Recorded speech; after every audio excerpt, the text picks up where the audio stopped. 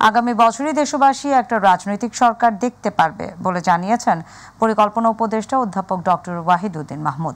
সকালের রাজধানীর একটি হোটেলে বাংলাদেশ উন্নয়ন গবেষণা প্রতিষ্ঠানের উদ্যোগে আয়োজিত ABCD সম্মেলনের প্রথম সেশনে অংশ নিয়ে তিনি এই কথা জানান।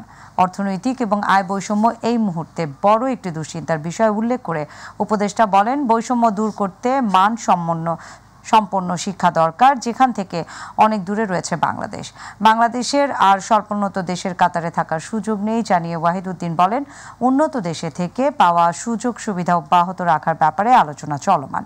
অনেক দেশই ইতিবাচক সাড়া দিয়েছে। এ সময় মধ্যম আয়ের ফাঁদ থেকে বাঁচতে বিনিয়োগ এবং কর্মসংস্থান সৃষ্টিতে বেশি মনোযোগ দেওয়ার পরামর্শ দেন বিশ্বব্যাংকের মুখ্য অর্থনীতিবিদ ইন্দুরমিত এস গিল। সেমিনারে আগামীতে নিরবিচ্ছিন্ন জ্বালানি সরবরাহের চ্যালেঞ্জ মোকাবেলায় স্বল্প, মধ্যম এবং দীর্ঘমেয়াদী পরিকল্পনা সাজানোর পরামর্শ দেন বিশ্বব্যাংক।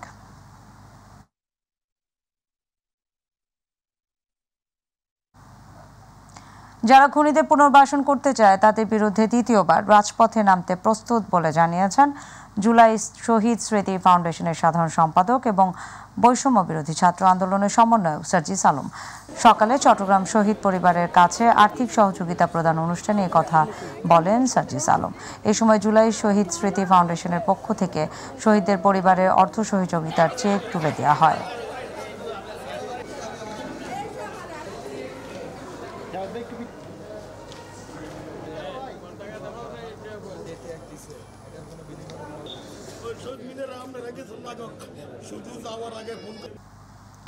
নির্বাচনের কোনো বিকল্প নেই। রাজনৈতিক সরকার ছাড়া কোনো দেশ চলতে পারে না।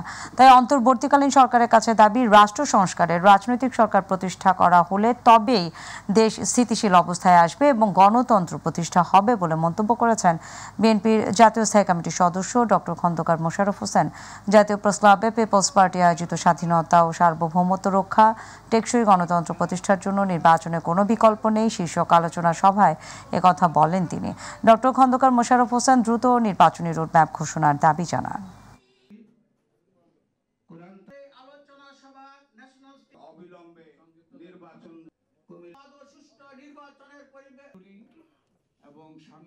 বাহাত্তর থেকে ৭৫ এই সময়টাকে আপনারা পর্যালোচনা করবেন, আপনারা দেখবেন সে সময় গণতন্ত্রকে হত্যা করে বাকশাল প্রতিষ্ঠা করা হয়েছিল, একদলীয় শাসন, সব রাজনৈতিক দল বাতিল, সংবাদপত্রের স্বাধীনতাকে সম্পূর্ণ ধ্বংস করা হয়েছিল, 4টি সরকারি সংবাদপত্র ছাড়া সকল সংবাদপত্র বন্ধ করে দেওয়া হয়েছিল।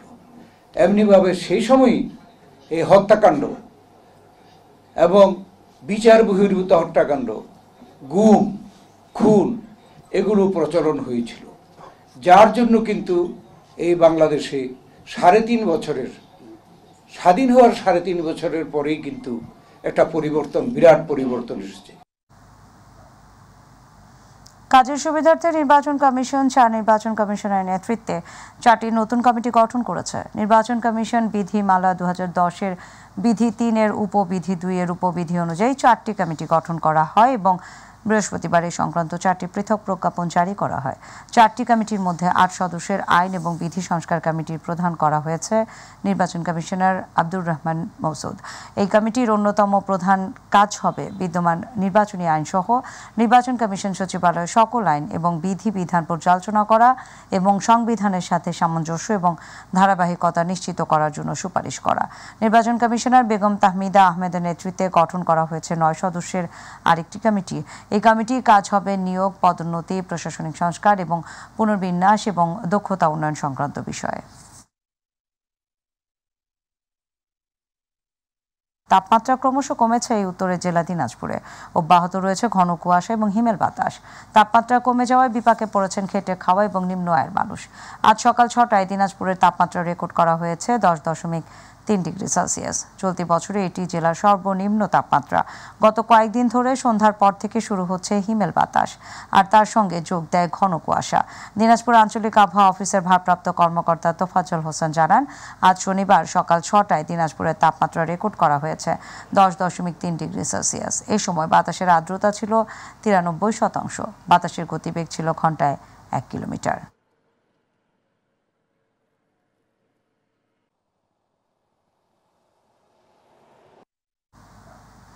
রাজধানীর বাতাসে শীতের আগমনী বার্তা। ঘুম থেকে উঠেই হাত পায়ের ত্বকে অনুভূত হচ্ছে টান টান শুষ্ক অনুভূতি। রাজধানী সহ সারা দেশেই কমতে শুরু করেছে তাপমাত্রা। ভোর থেকে সকাল পর্যন্ত কুয়াশা ঘিরে থাকছে দেশের বিভিন্ন জেলায়। শীতের এমন আগমনী বার্তায় সুর মেলাচ্ছেন আবহাওয়াবিদরাও। তারা বলছেন শীত তীব্র আকার ধারণ করতে পারে জানুয়ারিতে। আরও জানাচ্ছেন রাকিব হাসান।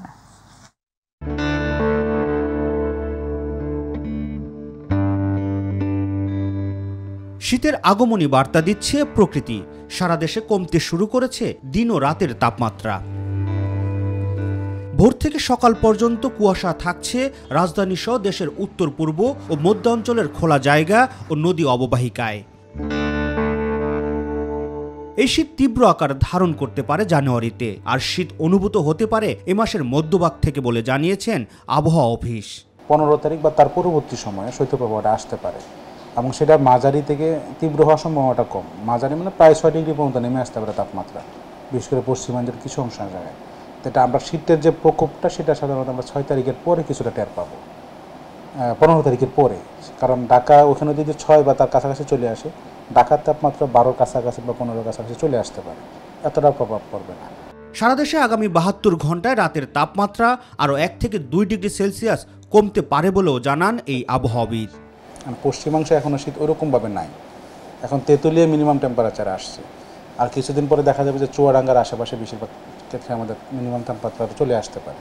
এই চুয়াডাঙ্গা বা রাজশাহীর কিছু অংশ যদি তাপমাত্রাটা মিনিমাম যখন আসে, তখন সেই ধাক্কাটা আমাদের ঢাকা বা তার আশেপাশে কিছুটা পড়ে। এই জন্য ঢাকায় থেকে আপনি কখনো বুঝবেন না যে শীতের প্রকোপটা ওরকম শুরু হয়নি। আবহাওয়ার পূর্বাভাসে বলা হয়েছে উপমহাদেশীয় উচ্চচাপ বলয়ের বর্ধিতাংশ বিহার এবং তৎসংলগ্ন এলাকায় অবস্থান করছে। একই সাথে মৌসুমী স্বাভাবিক লঘুচাপ অবস্থান করছে দক্ষিণ বঙ্গোপসাগরে, আর এর বর্ধিতাংশ উত্তর পূর্ব বঙ্গোপসাগর পর্যন্ত বিস্তৃত রয়েছে। এমন অবস্থায় আগামী 3 দিন অস্থায়ীভাবে আংশিক মেঘলা আকাশ সহ সারা দেশের আবহাওয়া শুষ্ক থাকতে পারে। এছাড়া শেষ রাত থেকে ভোর পর্যন্ত সারা দেশে কোথাও কোথাও হালকা থেকে মাঝারি ধরনের কুয়াশা পড়তে পারে বলেও জানান আবহাওয়ার পূর্বাভাসে। গত 24 ঘন্টায় শুক্রবার ভোর 6টা পর্যন্ত দেশের সর্বোচ্চ তাপমাত্রা 30.3 ডিগ্রি সেলসিয়াস রেকর্ড করা হয়েছে চট্টগ্রাম বিভাগের টেকনাফে, আর সর্বনিম্ন তাপমাত্রা 11.8 ডিগ্রি সেলসিয়াস রেকর্ড করা হয়েছে রংপুর বিভাগের দিনাজপুর জেলায়। এদিকে এরই মধ্যে শীত যেন জেঁকে বসেছে হিমালয় কন্যা পঞ্চগড়ে। গত সপ্তাহ জুড়েই দেশের সর্বনিম্ন তাপমাত্রা রেকর্ড করা হয়েছে এ জেলায়। বুধবার ভোর 6টায় এ জেলায় সর্বনিম্ন তাপমাত্রা রেকর্ড করা হয় 11.7 ডিগ্রি সেলসিয়াস। রাকিব হাসান, মাইটিভি, ঢাকা। মাদারীপুরে প্রতিদিনই চোখ রাঙাচ্ছে ডেঙ্গু। চলতি মৌসুমে আক্রান্ত ছাড়িয়েছে 1200। সরকারি হাসপাতালগুলোতে নতুন নতুন রোগী ভর্তি হলেও সচেতন নন রোগীরা। স্বাস্থ্য বিভাগ বলছে বাসাবাড়ির বিভিন্ন স্থানে জমে থাকা পানিতে বংশবিস্তার করছে এডিস মশা, ছড়াচ্ছে রোগবালাই। প্রতিনিধি মাসুদুর রহমান সর্দারের রিপোর্ট।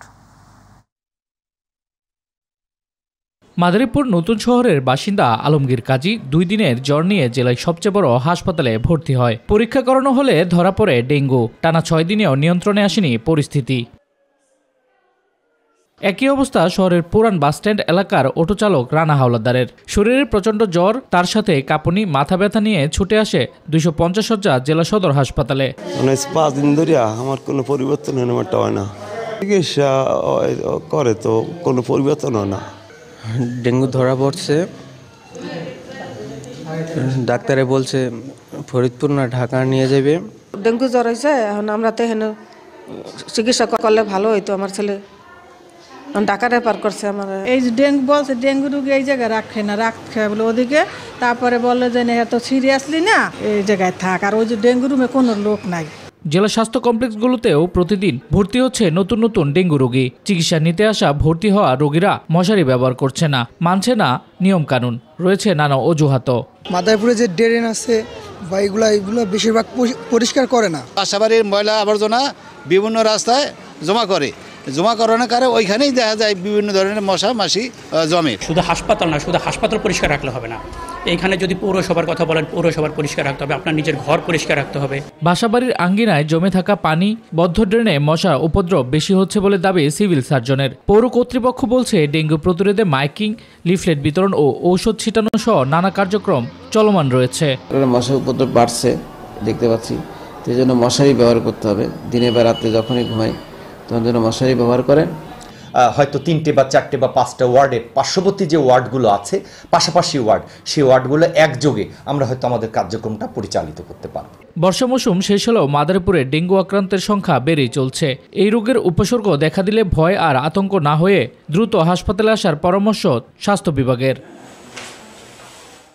শামস তাবরিজ উচ্ছ্বাস, মাই টিভি নিউজ ডেস্ক। মুন্সিগঞ্জে আলুর বাজারে অস্থিরতা কাটছেই না। সংকট দেখে হিমাগার থেকে প্রতি কেজি আলু বিক্রি হচ্ছে 64 টাকায়, আর কয়েকটি হাত বদল হয়ে খুচরা বাজারে তা 75 থেকে 80 টাকা দরে বিক্রি হচ্ছে। এবছর আলু আবাদ করতে গিয়েও অন্যান্য বছরের তুলনায় 3 গুণ মূল্যে কিনতে হচ্ছে আলুর বীজ। প্রতিনিধি শেখ মোহাম্মদ রতনের রিপোর্ট, জানাচ্ছেন ইলিয়াস কমল।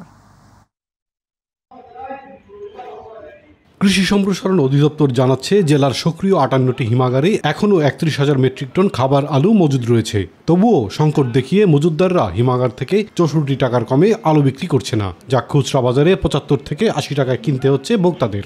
সবকিছুর দামে বেশি, সারের দাম বেশি, জমির দাম বেশি, আলুর দামও বেশি, বিছনের দাম বেশি, বদলিগুলির দাম বেশি। এই ট্রাক্টর মেশিন দিয়ে আমরা চাষ করি, এখানেও প্রায় দ্বিগুণ খরচ। এদিকে নতুন করে আবাদের জন্য জমি প্রস্তুত করছেন কৃষক, কিন্তু গত বছর হল্যান্ডের বীজ আলু প্রতি বক্স যেখানে 8 থেকে 10,000 টাকা পেয়েছে, সেই বাক্স এবার কিনতে হচ্ছে 30,000 টাকায়। হিমাগারে সংরক্ষিত বীজ আলুর 50 কেজির বস্তা এবার দ্বিগুণ দামে 5,000 টাকায় কিনতে হচ্ছে কৃষকদের। সারের দামও বেড়েছে বস্তা প্রতি 100 থেকে 200 টাকা, অনেক ডাবল।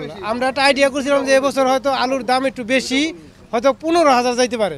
বর্তমানে যে পরিস্থিতি, আপনার 2 কানি জমিন করতে হলে গেল বারকা করছিল 4 লক্ষ টাকা, এবার লাগবে 7 লক্ষ টাকা। 1100, 1200, এবার 1800 টাকা সারের বস্তা আনছি এবার। না, সামনে আর পোষাবো না, আর যদি এই বাজার যদি না থাকে তো আর পোষাইবো না আমাকে।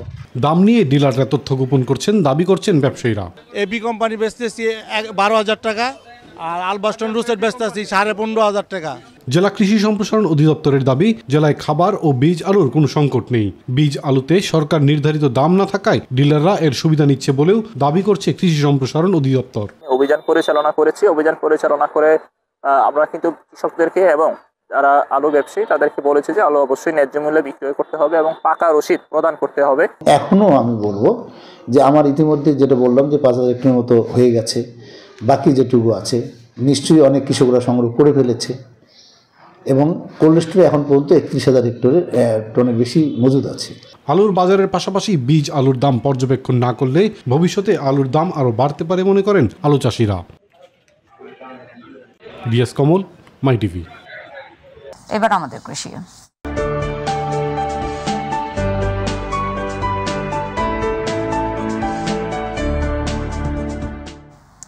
মাগুরায় বেড়েছে বস্তায় আদা চাষ। কম খরচে বেশি লাভ হওয়ায় কৃষি বিভাগের পরামর্শে বস্তায় আদা চাষে কৃষকদের আগ্রহ বাড়ছে।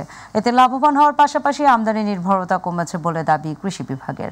মাগুরা থেকে প্রতিনিধি আশরাফুল আলম সাগরের রিপোর্ট। লাভজনক হওয়ায় মাগুরায় বস্তায় আদা চাষে ঝুঁকছেন কৃষকরা। কম খরচ ও সেচের প্রয়োজন কম থাকায় দিন দিন জনপ্রিয় হচ্ছে বস্তায় আদা চাষ। ছায়াযুক্ত স্থান, পুকুর পাড়ের চারপাশ ও অনুপযোগী প্রতি জমিতে বস্তায় আদা চাষের উপযুক্ত। গ্রামের বাড়িতে যে ছায়া জায়গা পড়ে থাকে সেই জায়গাগুলো আমরা আদা চাষ করতে পারলে আমাদের জায়গাটাও পড়ে থাকতেছে না এবং আমরা আদা চাষ করে অনেক লাভবান হচ্ছি। ঘরের আঙ্গিনা, পুকুর পাড়ে সমস্ত জায়গায় এগুলো করতে পারি, এটাও অবশ্যই অনেক লাভজনক। আদা চাষিরা জানান, বস্তায় আদা চাষে বাড়তি যত্ন, কীটনাশক ও তেমন একটা সেচ সুবিধার প্রয়োজন হয় না। এছাড়াও অল্প খরচে বেশি লাভ পাওয়া যায় বলেই আদা চাষে আগ্রহ বাড়ছে তাদের। আমরা খরচ কম, সার কম লাগে, কীটনাশক কম লাগে, সেচ লাগেই না হিসাবে। বস্তায় আদা চাষ করা একটা অত্যন্ত লাভজনক বিষয়, কারণ কি আপনার হচ্ছে কোনো ফসলাদি কোনো জমি লাগতেছে না। এখানে যদি ভালো প্রোডাকশন হয় সেক্ষেত্রে 1 থেকে 3 কেজি আদা হওয়ার কথা। আমার যদি অ্যাভারেজ 1.5 কেজি করেও আদা হয় তাহলে আমি প্রায় 1.5 লক্ষ টাকার মতো আদা এখান থেকে বিক্রি করতে পারবো। কৃষি বিভাগ বলছে আদা চাষে নিয়মিত পরামর্শ দেয়া হচ্ছে। আশা করছি আদা চাষ আগামীতে আরো বৃদ্ধি পাবে। সেই সাথে আদার আমদানির নির্ভরতাও কিছুটা হলেও ভবিষ্যতে কমে আসবে। অনেক তরুণ উদ্যোক্তারা আগ্রহী হচ্ছে এবং তারা এই বাজারে ন্যায্য মূল্য পাচ্ছে বলে কিন্তু এই বিষয়ে তারা আগ্রহ প্রকাশ করেছে এবং দিন দিন উদ্যোক্তার সংখ্যা বাড়ছে।